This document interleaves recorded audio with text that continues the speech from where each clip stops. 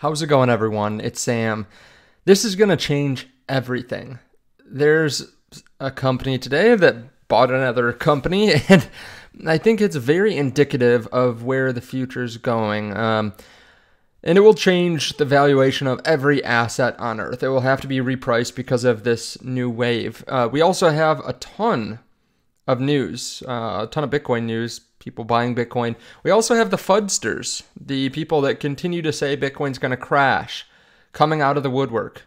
So let's talk about that. If you don't mind, hit subscribe, turn on the bell notification underneath the video so you can see future videos just like this. Also, if you want to trade crypto, there's a link to Blofin underneath the video. As you can see, we're seeing a good bounce here from 91.5 all the way up to 94.5. There are liquidations to the downside and the upside. If you want to trade right now, I think there will be a lot of volatility over the coming months. I think we're going to see some explosive moves, especially around Inauguration Day, like a couple days before, a couple days after, all that. Like, things are slowing down after November 5, but before the real hype happens again, there are holidays. So if you want to get in on some of the volatility, you can check out the link underneath the video to Blofin. Also, when you use that link, you can get in on these little giveaways that we have. Basically, you can get free Solana just for completing some of these different tasks. A lot of it does have to do with how much you trade. So definitely check that out underneath the video. But let's get started. We have this coming up today. Hong Kong legislator proposes adding Bitcoin to national reserves for financial security. We continue to see this. Like, every day there's some new legislator or some new politician that is saying they should add Bitcoin to their balance sheet. Now, I think, just based on how many different legislators or politicians there are in the world, this is going to happen every single day. There's going to be news about this. And when this gets put on Bitcoin Magazine and 150,000 people see it, yeah, people get excited. And it leads them to want to buy more Bitcoin. And I very much think that there are going to be more countries a year from now that are buying Bitcoin or mining Bitcoin than there are today. We also heard this today from Bloomberg. They said that BlackRock Spot Bitcoin ETF is the greatest launch in ETF history. Just spreading it to the masses. Hey, if you didn't know this, this is the pinnacle. This is as good as it gets. This is insane how well these have done, and it leads more eyeballs to look at Bitcoin. But if you've been paying attention, you know this is the case, with iBit growing to 50 billion in AUM in under a year. They've outpaced every other ETF by a good amount. The BitGo CEO, Mike Belshi, says, "We're talking to multiple corporate clients right now about putting Bitcoin on their balance sheet." There have been so many different people that, so many different companies that have added Bitcoin to their balance sheet over the last really 6 months. I feel like that's really where it started to kick up a notch. We've seen 70, 80 different companies now that have added Bitcoin to their balance sheet, and there's a list that's growing, and they're buying millions of dollars, and we'll get to that in a second. But take a look. Jacob King. Let's just paint him as one of the bears, right? One of the people that thinks that crypto's worth nothing, that's going down to zero. He says Tether is now banned in Europe for refusing to be audited and has now mysteriously disappeared, failing to print anything in 2 weeks. Michael Saylor is under pressure as his stock has lost half its value in just the past month, and his Bitcoin purchases continue to shrink as his funds dwindle. It's only a matter of time before Bitcoin price collapses. Many in crypto are so new, they haven't seen a real bloodbath yet, but they'll soon learn. It's not too late to secure your profits. Okay, let's go through a couple things. First of all, there's been rumors that Tether might be banned through some different centralized exchanges in Europe, but right now it's only Coinbase, as far as I know, that has actually delisted it. A lot of these other companies have a grace period, and that's if they actually are forced to take down USDT, which there's not real certainty on that yet. Second of all, why does he say Tether has mysteriously disappeared? I don't think it's disappeared at all. It's one of the most prominent cryptos that people use every single day. Michael Saylor is under pressure as his stock has lost half of its value in the past month. Let's take a look. MSTR stock, 1 month return, down 17%. Let's go from the exact peak, the peak. Okay, it's down 33%.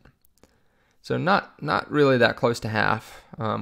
But Let's continue. Michael Saylor's under pressure as his stock has lost half of its value in just the past month, and his Bitcoin purchases continue to shrink as his funds dwindle. So I don't think he's really under pressure. No one that's invested in MicroStrategy is really pissed off unless you're a newbie investor and you're worried because you think it's going to zero or something like that. The fact is they really don't have a very close liquidation price, or they don't even, I don't even know if they really have a liquidation price. A lot of their loans are uncollateralized. They've been able to get their Bitcoin so cheap. I don't think they're going to have any issues at all. But of course, they can have volatility. They're a leverage play on Bitcoin. Okay, so this is actually pretty interesting. We've fallen about 13%. MicroStrategy's fallen about 33%. Is that what we said? So when you look at it that way, we've just basically done 2.5x what Bitcoin's done. A lot of people talk about how MicroStrategy is basically 2x leverage Bitcoin, which is the case. So it makes sense they would fall down about 25 to 35% if Bitcoin's falling down. So if we continue, he says, it's only a matter of time before Bitcoin collapses. Many in crypto are so new that they haven't had a real bloodbath yet, and they'll soon learn it's not too late to secure your profits. So I agree that there are a lot of people that are new that haven't really experienced a bloodbath. Like, you can see cryptos fall down a lot more than what has happened over the last month or so. But with everything that's going to happen over the next year, and with it historically being a good time, with rates coming down, I think a lot of the macro uncertainty will go away. And I think this is kind of an interesting time for anyone to want to sell, right? You've just experienced a decent sized pullback. You also are selling right in front of possibly the biggest purchase of Bitcoin, or the announcement of the largest purchases of Bitcoin ever. MicroStrategy also continues to buy. They bought $200 million worth in the last week. So I don't think we're going back down. Jacob King, or maybe we'll go down a little bit more, but I don't think we're going back down to where he thinks. He said in another tweet, unpopular opinion, but Bitcoin is a massive bubble sustained by fraud, and when it collapses, it will drop well below 10,000. Man, there are several reasons why he could be posting like this, but it's fascinating to see him go out on a limb like this because I think he is completely wrong. Let me know your thoughts, though, down below in the comments. Let's take a look at some of the big buyers. CleanSpark apparently just acquired 1,848 Bitcoin worth $170 million from Coinbase Prime. We know that they have raised money recently. We also have Genius Group buying another $10 million worth of Bitcoin for its Bitcoin treasury. They now hold 319.4 Bitcoin with market cap of 13.8 million. We have MicroStrategy buying another 2,138 Bitcoin. We have stablecoin issuer Tether buying another 7,629 Bitcoin. Okay, so we have all these purchases, and people might be saying, well, great. Either they're saying, great, we're going to continue to see these purchases. This is just a little bit of turbulence, and we're going to go back to the moon. Other people are saying, well, all these purchases are happening, but we're still heading down. What the heck is happening? Well, keep in mind, whenever there are buys, there are always sells too, right? So there's always a buyer for every seller and a seller for every buyer. The question is, how much does the market want to sell versus how much does it want to buy? We know that there are corporations that are going to buy and buy and buy and buy forever. Michael Saylor said he's going to buy forever. He's bought, 200,000 Bitcoin, something like that this year. I could be off on that, but just like a general number. He's bought a ton of Bitcoin this year and is going to buy forever. How many people want to sell? There's some people taking profits, but not as many people want to sell when we're already down 15%, especially if they think something bullish is going to happen. And we're within 1 month of the U.S. possibly making a strategic reserve of Bitcoin. Of course, there might be some people that are selling ahead of that to take profit, just to lock in some gains. But how many people want to sell when they realize that this is the hardest asset on earth, when they realize that next year is typically the best year for crypto, when they realize that there are more corporations that have now seen the change in accounting rules and are going to be trying to stack Bitcoin for their reserves as well? I don't know. I feel like there's a battle going on, and you can only push Bitcoin down for so long when there's so much good news, and then it pops back up to the surface and then hits new all-time highs, and then everyone flips bullish again. When we fall down, everyone flips bearish. Not everyone. Some people flip bearish and say, yeah, I told you we were going to go down. But if you zoom out, Bitcoin continuously goes up. Let's look over the last 1 month. Bitcoin is down from 97,000 to 94,000 over last month. It seems like it's been so bad, but it's still up 100%, 120% on the year. So I think we're going to be fine. If you're wondering if now is a good time to be buying, I think it just depends on whether you want to accumulate more. How does it look in your portfolio? Is it underallocated? Is it overallocated? You know, what's your time horizon? We could go down further. So are you okay with that?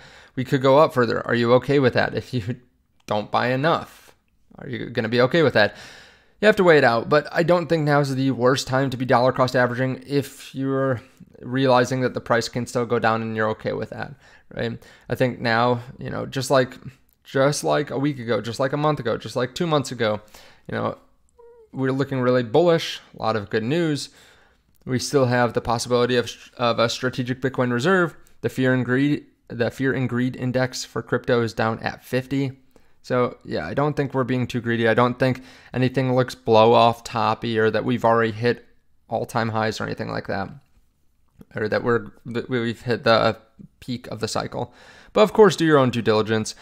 Take a look at this. Nvidia snags Run AI for $700 million, gives it away for free, kind of. Nvidia just bought cloud GPU Maestro Run AI for a cool $700 million, and then decided to open source the software. Why? Probably to keep antitrust regulators off its back as it dominates the AI chip game. Run AI's founders are hyped, saying this will help build better AI faster and expand beyond Nvidia GPUs. For Nvidia, it's all about giving AI teams max flexibility without losing its edge. Big win for the AI ecosystem, or Nvidia playing 4D chess. So we have another purchase of an AI company spending big money. Obviously, these companies are spending so much in AI, whether it's Google, Microsoft, Amazon, Nvidia. They're spending a ton of money on AI. Nvidia buying this company, the other companies buying Nvidia chips. The fact is, this is going to disrupt everything. And I've made a video on this before, but these companies are going to make, and Tesla too, are going to make everything so much more efficient. Whether it's driving without having to actually pay attention, and you can work or sleep in the car. Whether it's robots, whether it's completing a task in 30 seconds that would normally take a person 2 hours to complete. The fact is, I think it's hard for us to even understand how big AI is going to be and how much it's going to play a role in our life. Just like 30 years ago, 40 years ago, it was hard for people to understand how much internet would change our lives and how much cell phones would change our lives. Like if you had told someone, I don't even know how long it was ago that people had car phones, but 35, 40 years ago, that you're going to have a phone that was like this, but smarter than any computer in the world. It's going to be in your pocket. People are going to be staring at it all day. You're going to be able to communicate with everyone in the world. You're going to be able to play games. You're going to be able to watch a video. Like, it would just blow their mind, and they wouldn't understand necessarily how to even invest into that. Like, they might have an idea, but I think even now, it's hard to know exactly who the winners and losers are going to be. I think generally you go with the biggest companies in the world because they're able to throw a lot of money to accumulate power and to buy these kinds of companies. But the point is, in a time of prosperity where everything gets cheaper because you have AI to help you, and when everything gets more efficient, when there's abundance of everything, what's going to go up in value? Well, probably the one thing that can't be made more of, Bitcoin. Let me know your thoughts on this, though, underneath the video. It is interesting. We'll have to continue to monitor AI, obviously. And I think AI cryptos will probably do well this bull run, too. But let me know your thoughts. Again, if you want to trade, there's a link to Blofin underneath the video. Thank you so much. I appreciate it. I'll see you all in the next one.